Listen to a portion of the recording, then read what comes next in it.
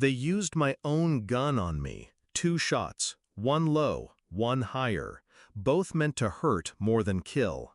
I remember the wet pavement against my cheek, the smell of diesel and rot, their boots splashing through shallow rainwater. On speakerphone, my wife's voice, calm, sweet. "Did you get him?" My ex-military buddy answered, "Yeah, 2 in the gut, now let's get his son." They laughed, boots faded. They forgot what I wear under my shirt, not just a vest, ceramic plates. I waited, still, silent. Rain drummed against my ear. Every drop was a countdown, not to vengeance, to truth. Because tonight wasn't about bullets, it was about why. 2 hours later, I was home, alone, blood seeping into gauze under my shirt. The bed smelled of her perfume. Not the one she wore for me, the expensive one she only sprayed for special occasions. Her side of the closet was open, 3 dresses missing. My phone lit up, an unknown number. A message, "He's asleep, same time tomorrow?" I stared at the screen. The sender had sent it to the wrong number, no name. Just a mistake, or maybe fate finally tripping over itself. A slow breath. It wasn't shock I felt, it was an odd, hollow confirmation. Like a puzzle I didn't know I was solving had just clicked into place. But suspicion wasn't enough, I needed proof. And proof is best collected without noise. The next morning I kissed her goodbye. She smiled like she hadn't signed my death warrant. I tracked her phone through the backup I'd set up years ago in case she lost it. The dot moved, steady, purposeful. It didn't go to the office. By noon, she was at a small motel outside town. Same room number, 3 times that week. I didn't follow her inside. That would have been emotional.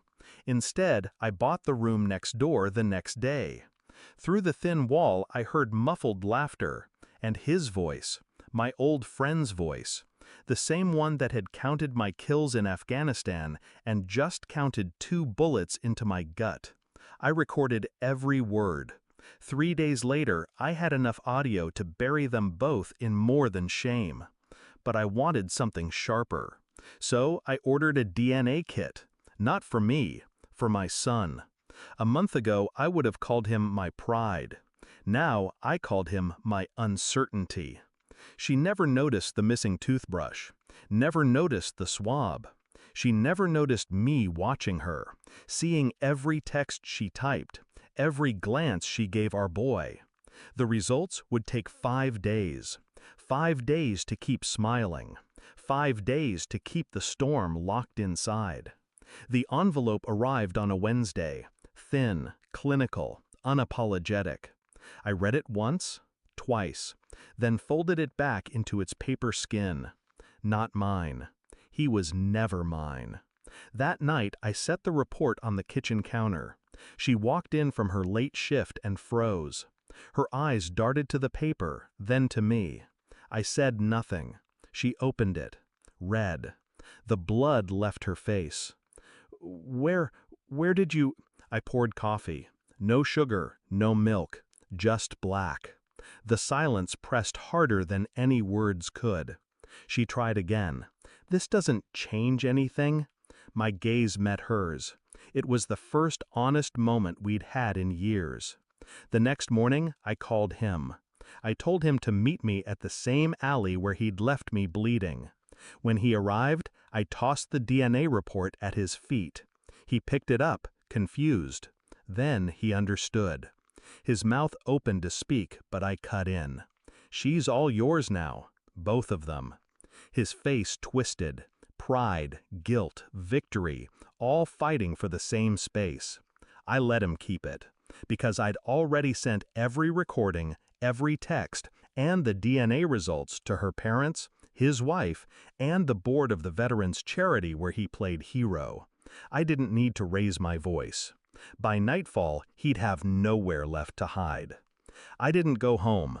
Home didn't exist anymore. Instead, I drove until the city disappeared in the rear view. Fields, empty roads, quiet air. The storm inside me was gone. Not because I'd won, because there was nothing left to lose. They thought the bullets were meant to kill me. They were wrong. The truth did that on its own. And the best part? I never fired a shot.